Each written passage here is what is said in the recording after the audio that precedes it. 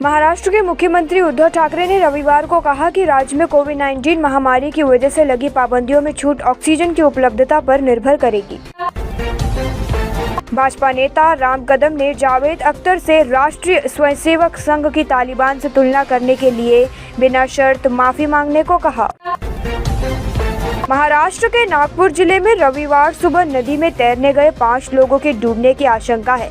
Police ने यह जानकारी दी। नागपुर पुलिस अधीक्षक राकेश ओला ने बताया कि पड़ोसी यवतमाल जिले से तड़के 12 लोग का एक समूह यहाँ आया था और पीड़ित इसी समूह का हिस्सा थे। अभिनेता शाहरुख खान नयनतारा को कथित तौर पर पुणे में अपनी बहुचर्चित फिल्म की शूटिंग के दौरान एक साथ देखा गया।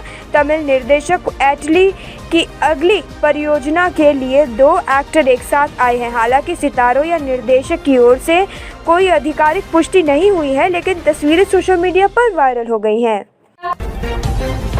मुंबई की एक बहुमंजिला इमारत में लगी आग, कोई हताहत नहीं। मुंबई के वर्ली इलाके में रविवार तड़के 35 मंजिला इमारत के एक अपार्टमेंट में आग लग गई। दमकल विभाग के एक अधिकारी के मुताबिक आग में किसी के हताहत होने की कोई सूचना नहीं है। अधिकारी ने बताया कि आग मामूली थी और कोई हताहत नहीं हुआ है। मणिकपुर पुणे गया युवक डेंगू की चपेट में आ गया। डेंगू की पुष्टि होने पर डॉक्टरों ने लखनऊ रेफर कर दिया।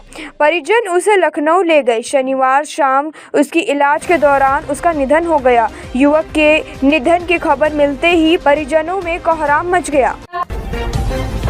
आपकी राजनीति चलती है, लोगों की जान जाती है। मंदिर खोलने पर जोर डालने वालों को सीएम उद्धव ठाकरे का जवाब।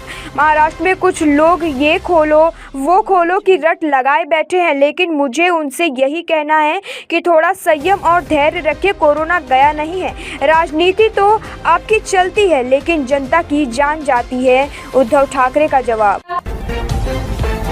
पोस्ट विभाग शुरू करेगा घर घर आधार पंजीकरण। डाक विभाग के पुणे डिवीजन द्वारा 7 से 11 सितंबर तक डाकघर और डाकियों द्वारा डोर टू डोर आधार पंजीकरण और आधार अपडेट करने के लिए एक विशेष अभियान शुरू करने की घोषणा की है।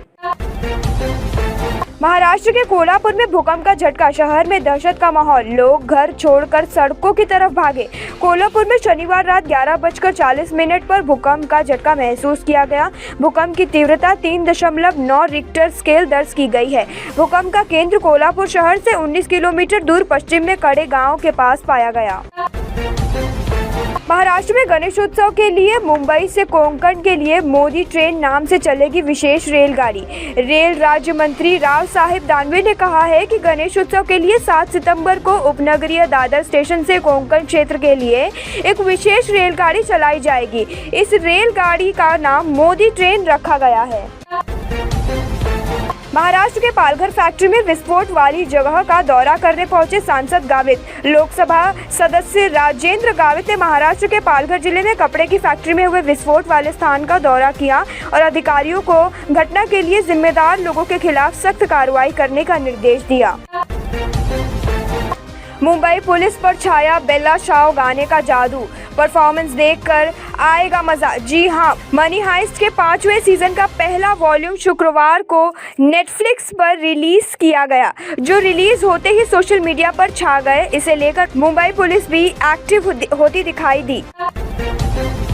महाराष्ट्र में 5 नवंबर से खुल सकते हैं थिएटर और ऑडिटोरियम, जल्द जारी होगी गाइडलाइन। कोरोना की दूसरी लहर का असर सबसे ज्यादा महाराष्ट्र में ही हुआ था। मुंबई से लेकर महाराष्ट्र के ग्रामीण इलाकों में भी कोरोना का संक्रमण बहुत तेजी से फैला था। मुंबई में मनोज बाजपेयी ओटीटी के दौर में अभिनेता मनोज बाजपेयी की गिनती चोटी के कलाकारों में इनमें है हर बार कुछ नया करने की भूख। Amazon प्राइम वीडियो पर the family man web series के पहले सीजन की स्क्रीनिंग शुरू होने के कुछ ही हफ्तों में मनोज बाजपेयी के इतने प्रशंसक हो गए जिसकी उन्होंने कल्पना भी नहीं की थी। केरल में अब निपाह वायरस ने बढ़ाई चिंता, 12 साल के बच्चे को लिया चपेट में। देश में तेजी से फैल रहे कोरोना संक्रमण के मामलों के बीच निपाह वायरस का खतरा भी बढ़ता दिखाई दे रहा है। मुंबई और आसपास के इलाकों में अगले 4 से 5 दिन बारिश, येलो अलर्ट हुआ जारी। राज्य में अगले 4-5 दिनों में बारिश तेज होने की संभावना है। अगले 50 घंटों में बंगाल की खाड़ी में कम दबाव का क्षेत्र बनने की संभावना है। अगले 4 से 5 दिनों में कोंकण, मुंबई, ठाणे और पालघर में भारी बारिश की संभावना है।